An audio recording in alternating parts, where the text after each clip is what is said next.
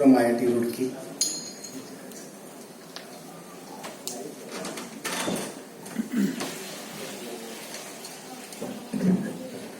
Good afternoon. Thank you for staying back.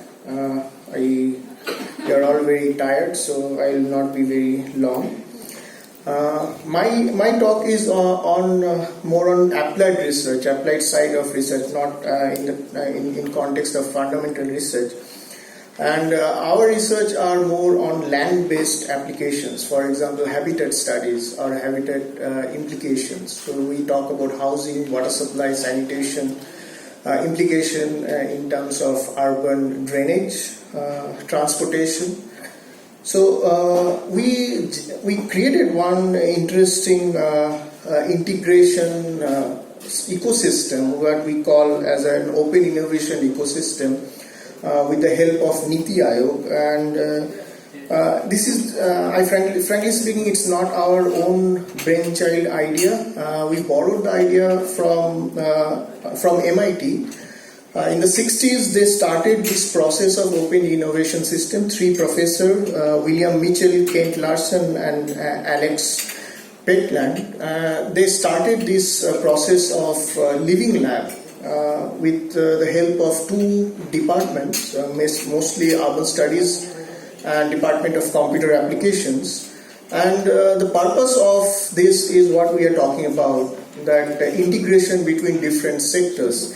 As we understood that corporate research, we are listening to corporate research in the last segment, it is working in silos. So even the previous speaker already told that it is being protected by many kinds of patents or many kinds of different agreements. So whether we like it or not, it will not come into the market, or everybody cannot use those kinds of technology or innovations as per their wish and will. So the idea is to break free from these kinds of closed process and generate open innovation system in our societies.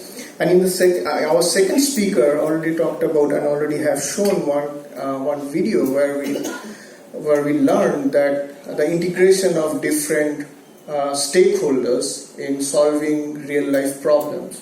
Now these different stakeholders, what we call kind of a quadruple helix of a social and our administrative system. So the problem was transportation, and it was solved with an integration of industry, with an integration of research institution, with the integration of a state government and also the national government. So you can see that to solve a real life problem, you need different kinds of stakeholders to come together. And in this quadruple helix, we are talking about 5 different institutions that needs to come together to solve the real life problem. It has been very successful. If you Google Living Lab and MIT, you will find there are a lot of living labs that are working in the Massachusetts Institute of Technology, even till now. And it has grown in a tremendous way. So it was an initial idea with the help of Niti Aayog. We started in the state of Uttarakhand, still to see the day of light, but we're hopeful. And the components of those helix was academia, where the laboratory research will come from, the governments, different sectors or different hierarchy of governance, be from national, state and the local government, because the problems or real life problems actually come from the local governments or the users, NGOs, who are very important aspects of translating the research into reality, the community of the end users who will be using this, and private or corporate sectors who will upscale these kinds of ideas. So we hope, so our key words for these kinds of living lab is one of these open innovation ecosystem. So crowdsourcing of problems and solutions, AI, deep learning and emotional intelligence. We are talking about these kinds of innovation into the hand of the common people and solve their own problem. And also in the process, we create a second level of knowledge enhanced capacity or knowledge in students or the knowledge in society. Everybody cannot access to the best education or the skills or the formal knowledge. So we need to create as much these kinds of knowledge transfer to the local and to the even to the local government itself, for example.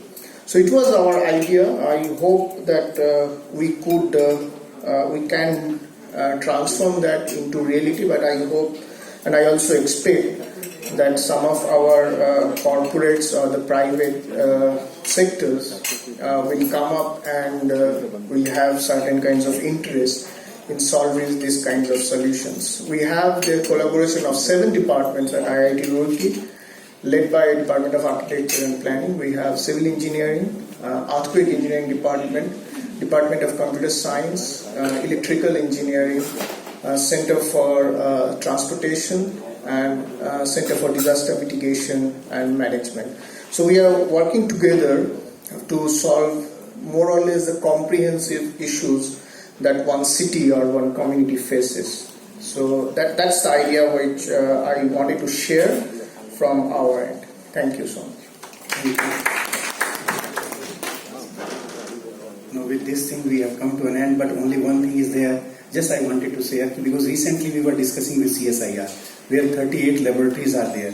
Why nobody is there to take up their technology? Everywhere you are developing number of technology. But the one major question came, they say that we cannot give performance guarantee. If anybody wants technology, you can take it. So, but somehow, yeah, like you may be giving, but other CSIR I think is mandatory. They cannot perform. Okay. So that was becoming one of the reason. They say that industrial scale we can, this thing, laboratory we can prove, bench scale we can prove, but we don't have the scale up capabilities available with us. So when scale up, how to do the scaling?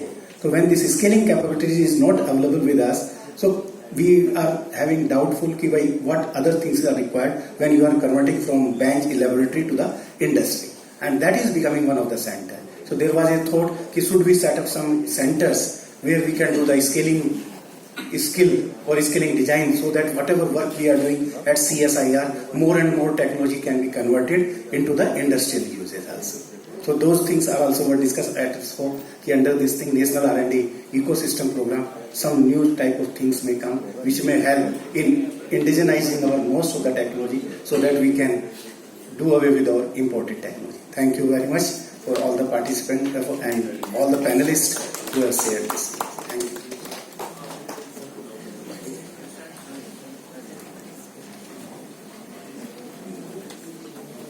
We will have Professor K. Vijayaraghavan very soon. He will give us his concluding remarks and suggest a way forward.